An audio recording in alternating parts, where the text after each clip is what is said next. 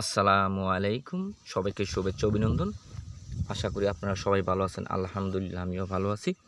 আজকে আপনাদেরকে দেখাতে চেষ্টা করব ধানের জমিতে যে মাজরা পোকা আছে এবং এই মাজরা পোকাটা দেখতে কীরকম হয় এটা দেখানোর চেষ্টা করব।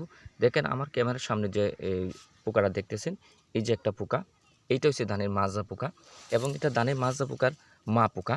এটা দেখেন পাখার মধ্যে দুইটা কালো কালো ফুটা ফুটা দাগ আছে, এই যে দেখেন ফুটা ফুটা আছে, এইটা হচ্ছে ধানের মাজরা পোকার মা পোকা।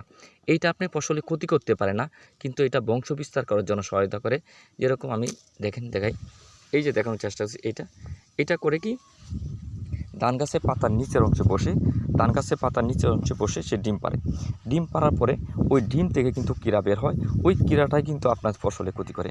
এজন্য যাদের জমিতে এরকম মাজরা পোকার মা পোকার উপস্থিতি দেখতে পারবেন, তারাই কিন্তু অতি তাড়াতাড়ি আপনি মাজরা পোকার ওষুধ আপনার জমিতে স্প্রে করতে হবে, অবশ্যই স্প্রে করতে পারেন। দেখেন এই যে দেখানো করতেছি, এই যে দেখেন পাতা নিচে বসে আছে দুইটা পোকা।